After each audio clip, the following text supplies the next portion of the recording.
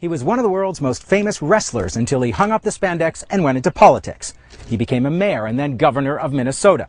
Today, he spends half his year in Mexico and half here in Minnesota's Lake Country, but his views are anything but retiring. He says that the United States today is on the brink of fascism. He questions the official story of 9/11. And later in the show, he will tell us what Fidel Castro told him about the assassination of John F. Kennedy. He is, of course, Jesse Ventura, and he's my guest on this special edition of Inside USA.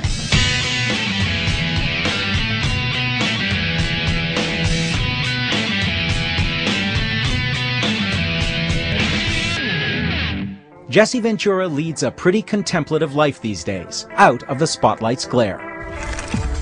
Generally, I'll come out here in the evenings and take at least 20 to 25 casts before or after dinner. Throw another one out there.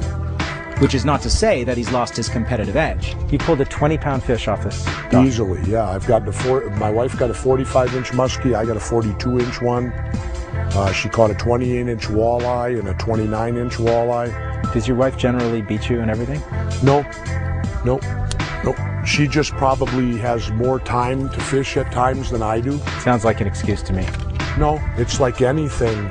If you do it more and do it more often, you're going to have more success than the person that doesn't. I think she's just better. You know, she might be. You know, in fishing, there's no better or worse. It's luck. That's why they call it fishing and not catching. When we sat down to speak to him at his lakeside home, he'd been ruminating all week about going back into politics. It was just 48 hours after the filing deadline for the Minnesota Senate race.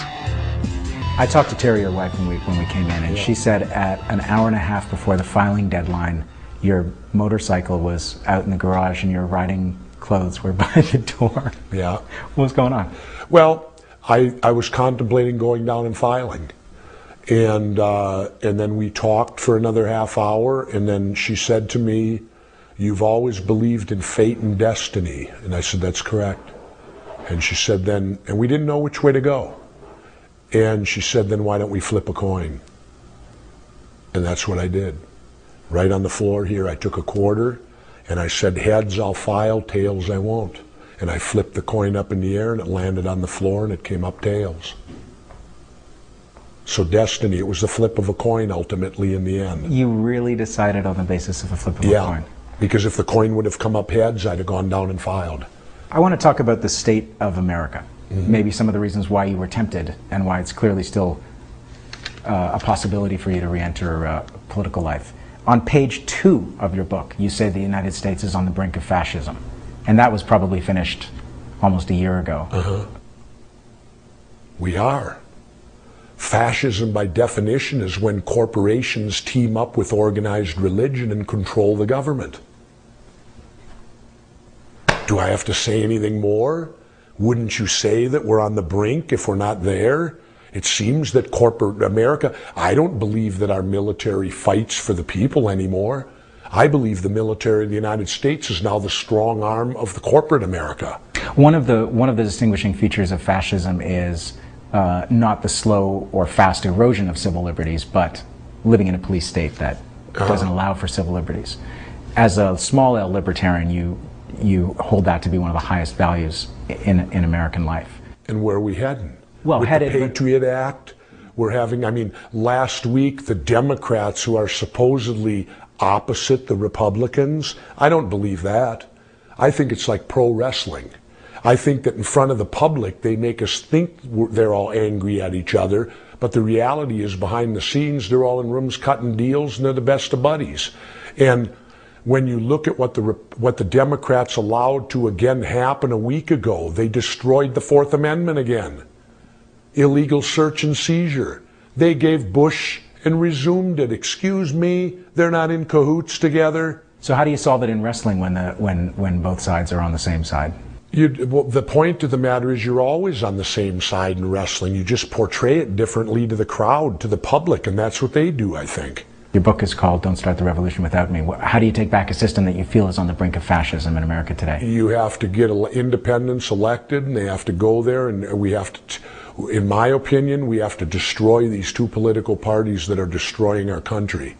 And I'm not alone in that thinking. If you go back to our founding fathers, John Adams, Thomas Jefferson, and George Washington, they all stated clearly that the downfall of the United States wouldn't come at the hands of an outside entity, that it would come from within. And they said it would come when political parties took over the government.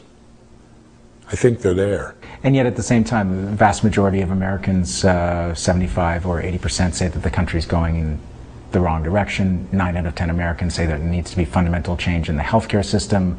Americans don't like the way that this country is going. Yeah, so your lemmings seem to be turning. But they don't run that, but they don't vote that way, do they? Jefferson, one of his great quotes was, "Dissension is the greatest form of patriotism."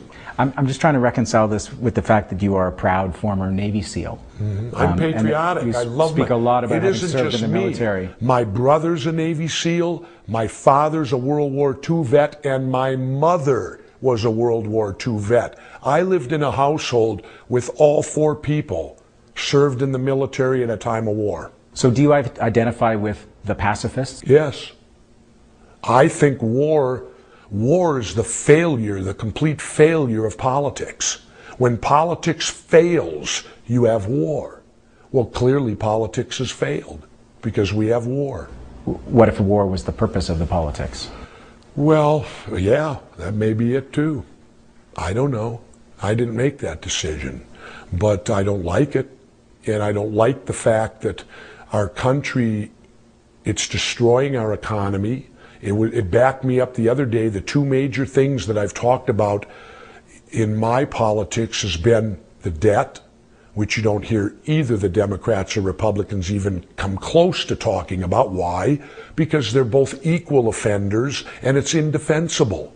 We're over $9 trillion in debt now. Well, I think, sorry, to be fair, I think the Democrats are talking about restoring a sense of balance in the country's finances. Whether or not they're sincere is another question. Oh, no, they're not. Because number 2 on the list to restore our economy is get out of the war in Iraq. Well, if the Democrats are so for getting out of the war in Iraq, how come they haven't did it? They control both houses. You know what their response is? We can't override Bush's veto. Right, but the political... Wait. They don't need to. They control the money. Yes, the spending bills have been passed consistently by the Democrats. All they have to do is stop the money and you stop the war. But it's because they're on board. Remember when I told you about wrestling? And it shows me... Okay, but hang on. The political reality for the Democrats is whatever they say the reason is. They know they'll get beat up in the elections by the Republicans as unpatriotic pacifists who are weak on terrorism and are putting the country at risk. So in other words, they're making a political decision as opposed to what they really from their hearts believe. Be called politics, right? No, not in my world. In my world, you go with what you believe, whether it's popular or unpopular. You go with your values and where your heart is, and the hell with the next election. Anybody that voted for the war, in my opinion, should not hold public office because they were duped. And we don't have time to have leaders who can be duped. You also have a policy proposal in your book about people who decide to go to war having to pay a price in their own family. Well, you know, one thing right now about our economy, it's starting to suffer. And you know what the positive about that is I see? Our country's finally starting to feel some pain from this war. All the money that we're losing, channeling into this country, that I don't understand what the benefit is for us in the end. I haven't profited. I haven't looked around and said, gee, since we've invaded Iraq, my life is somehow better. I would challenge any American to any United Statesian, because I don't use the term American if I can help it. Especially since you've been living in Mexico. Yes. Any United Statesian, I would challenge them to come forward and tell me how they've benefited from the invasion and the war in Iraq. Or perhaps they could ask an Iraqi. Yeah, how have they benefited?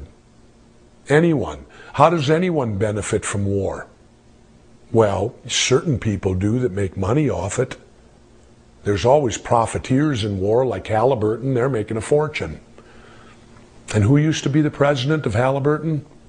Let's make that a skill testing question. We've got to take a break, but I want to talk to you about JFK, Fidel Castro, and the CIA when we come back.